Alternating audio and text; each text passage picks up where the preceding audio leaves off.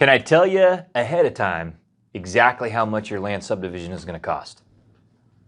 Nope, I can't, even for a simple subdivision. Why? Why not? I mean, how hard could it be, right? I'm a land surveyor and a private land planner. Why can't I tell you your subdivision is going to cost X, right? I would make the decision a lot easier, right?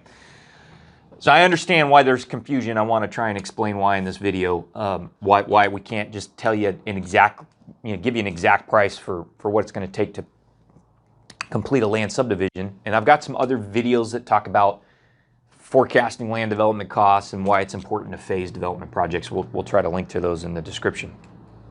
So let me give you the 3 reasons why, even on a simple subdivision, let's say it's just we're taking one lot and turning it into 2. In California, we do that with what they call a parcel map. So even on a simple subdivision like that, why can't I tell you ahead of time how much it's going to cost? So I'm going to give you the 3 reasons why I can't do that. Number 1, I don't know what I'm going to find on your parcel till I get out there on the ground. Okay, and I got to get out on the ground. I got to look around. What kind of things am I looking for? I don't know what kind of monuments I'm going to find, property corner monuments. I don't know if I'm going to find problems with unwritten rights or squatters' rights.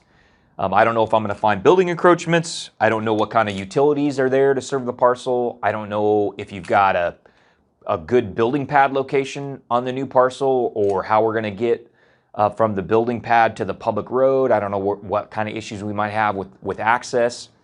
So there's all kinds of things that we got to figure out to be able to do a proper subdivision here in California. And some of that I just don't know until I get out onto the ground. And some of that we can get an idea of, from the land records and from taking a look at satellite photography, but you can't do some of that until you get out onto the ground. So that's one reason why I can't give you an exact price. The second reason is every city and county in California has different requirements for subdivisions. I know that's hard to believe, but it's true.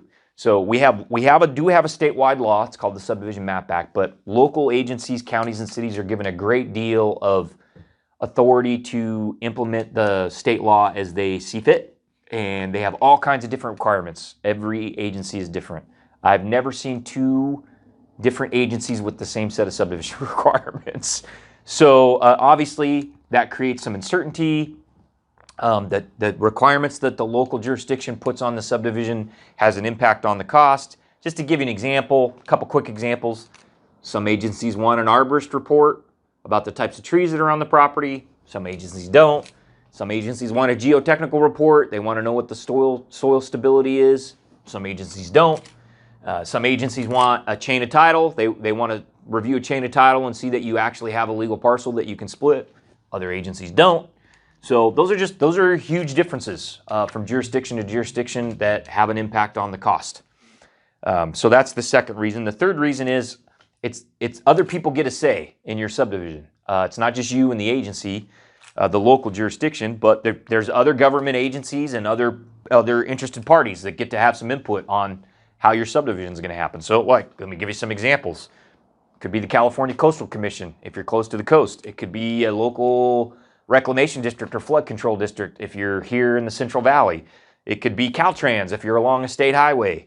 It could be the U.S. Fish and Wildlife Service if there's protected species on your property. It could be your angry neighbors that don't want to see you develop. They could be down, beating on the counter of the local planning department. It could be friends of the blank, right? Fill in the blank. Friends of the watershed, friends of the river, friends of the park, friends of the ridge, friends of the mountain, friends of the eagle. I mean, you name it. There's all kinds of active interest groups in California. I worked on a project where it was the local bicycling association was worried about losing access to a trail. You name it, there's a friends of somebody that's going to have some opinion about your project and how it unfolds. So those are the 3 reasons why I can't tell you ahead of time for sure how much your subdivision is going to cost, even a simple subdivision. So just to review, I don't know what I'm going to find about your parcel till I get out on the ground. Every city and county has different requirements. Those requirements are not always clear. And then other people get a say in how your subdivision is going to proceed, right? Other government agencies, other community members. Okay, so what can I tell you then? Like, what good is a land surveyor if he can't tell you exactly, or she can't tell you exactly how much your subdivision is going to cost? So here's what I can tell you. What I can tell you is I can tell you likely if you're able to subdivide or not. So we can take a quick look at the zoning, take a look at the tax assessor records. It can usually give you a pretty good idea, 80% confidence level on yes, you can subdivide or no, you can't. Okay, it's not rock solid, but it's a good idea based on just some quick review of publicly available information. And we will usually do that at no charge for you here at Redefined Horizons. I can also give you a pretty good idea of what the tentative subdivision map will cost. We've got some other videos that explain what that is, but the tentative subdivision map is basically you're submitting a plan to the agency for your subdivision. They're going to tell you the conditions you have to meet to get approval. I can usually tell you what my part of the tentative map will cost, so usually it's the surveyor that prepares the tentative map. Now, depending on the jurisdiction in California, you need to get some other professionals involved to get that tentative map approved. So it might be a civil engineer, it might be an arborist, it might be a geotechnical engineer, it might be an archaeologist. I can give you a rough idea of what those costs may be, but I can't tell you for sure. I can tell you what my part of the tentative map will cost. I can give you some ballpark ideas of what it might cost to get the technical advice and reports that you need from the other consultants if those are required by the district, by the jurisdiction. I can also usually give you a really good idea if the tentative subdivision map is approved, what the final subdivision map will cost. And unlike the subdivision, the tentative map, the final subdivision map is basically just the surveyor. It doesn't usually involve the other professions like the tentative subdivision map. So I can usually give you a pretty rock solid number on the final map, final parcel map, or subdivision map, and we'll do that. We will occasionally do that for clients. Okay, and then we can usually give you a rough idea of what the fees will be, what the city or county fees will be to get your subdivision approved. So again, there's a lot of variation there, place to place, but we can typically give you a rough idea. Now, there's a lot of other questions that you're going to want to answer about your subdivision to understand the cost, right? And I've given you an idea what some of those questions are.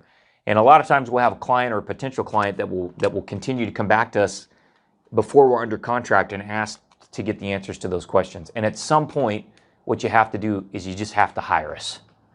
You just have to hire us to do some of that homework. There's just a limit to how much research we can do for free. For liability reasons, there's a limit to how much advice that we can give you for free. So at some point, you just have to buckle down and hire us to be your consultant, and then we can go in and we can take a hard look at a project and we can give you an idea what some of the costs will be, help you figure out if you've got a profitable project or not, if it's going to pencil. So we can't do all that for free, and we can't eliminate all risk. If you want to be in the land development business, if you want to be a subdivider in California, there's some risk. There's always a risk that you're going to spend some money on the tentative map and that you're not going to get your subdivision approved. And we try and avoid that. We don't like it when that happens, but it can't always be avoided. And that's just part of how land development works in our state, in California. So I can't always tell you, I almost never can tell you exactly how much a land subdivision is going to cost before we get started. I can give you an idea. I can get you in the ballpark.